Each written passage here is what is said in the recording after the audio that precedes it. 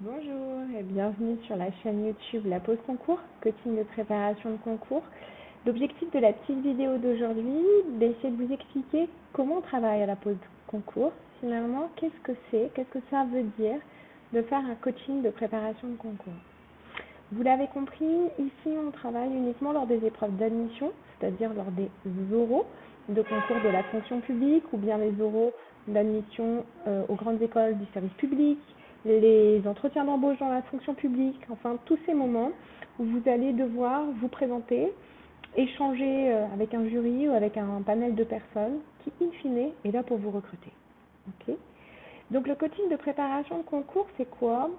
C'est une méthode de travail qui repose en grande partie sur des outils de préparation mentale du candidat, avec comme idée qu'il faut d'abord être clair sur le fond pour savoir très exactement le message qu'on veut faire passer à son jury. Pour que ce message soit percutant, pour que ce message soit pertinent, il faut qu'il corresponde aux attentes du jury. Donc le deuxième moment, c'est aussi d'identifier très clairement la cible à atteindre. Finalement, qui, mon jury, va-t-il venir recruter, ou en tout cas, quelles sont ses attentes pour réussir le concours. Ça va vous donner le fond. Ensuite, ce qu'on va proposer de regarder, c'est la forme. Est-ce que vous dites bien ce que vous avez envie de dire? Est-ce que ce que vous avez envie de dire correspond bien aux attentes de votre jury? Et vous savez, c'est un peu cette image de l'entonnoir qu'on utilise très souvent en management. C'est que ce que vous dites, ce que vous pensez avoir dit, ce qui est entendu, et donc ce qui est reçu et compris par le jury, en général, ça fait comme ça. On a une grosse déperdition dans son message. Donc nous, notre travail, c'est de vous aider à clarifier le fond, qu'est-ce que vous voulez dire, de s'assurer que ce fond est conforme aux attentes du jury, et ensuite de travailler avec vous sur le fait que ce que vous allez dire, c'est bien ce que vous voulez dire, et c'est bien ce qui va être entendu par le jury. Ça, c'est vraiment la première étape du travail pour avoir, j'ai envie de dire, un socle, quelque chose de solide à communiquer au jury. La seconde étape de l'accompagnement, c'est vraiment de la mise en musique. Donc la mise en musique, ça peut passer par de la visualisation des épreuves, par des techniques de relaxation, par de la gestion du stress. Parce qu'il y a un moment, il va falloir prendre la parole devant un public, devant un certain nombre de personnes, dans un cadre qui est nécessairement intimidant. Et il ne faut pas, ou il ne faudrait pas, que votre stress ou vos inquiétudes, qui sont tout à fait légitimes, nuisent à votre discours, à la compréhension de votre discours. C'est pour ça qu'on travaille sur la gestion du stress, c'est pour ça qu'on travaille sur la prise de parole en public. C'est pas une potion magique pour dire tout va disparaître, c'est pas grave, vous serez pas stressé.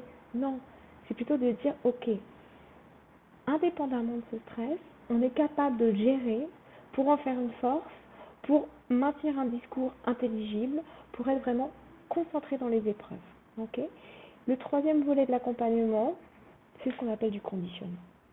Le conditionnement à la réussite, là, c'est très directement issu de la préparation mentale des sportifs. L'idée, c'est de vous placer dans le meilleur état d'esprit possible pour que lorsque vous allez arriver devant le jury, vous soyez déjà vous-même convaincu que votre démarche est simple, que vous êtes légitime et que votre réussite est possible.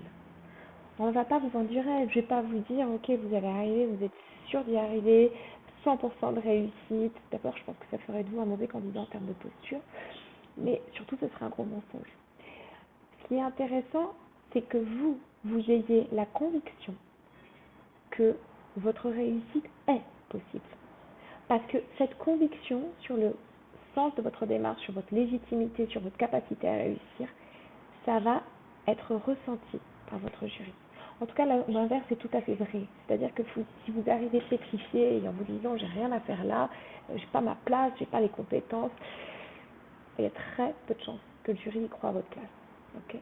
Donc, on travaillera sur ce conditionnement pour que quand vous poussiez la porte du jury, vous soyez dans l'état d'esprit, le meilleur état d'esprit, en tout cas l'état d'esprit qui dit je vais réussir.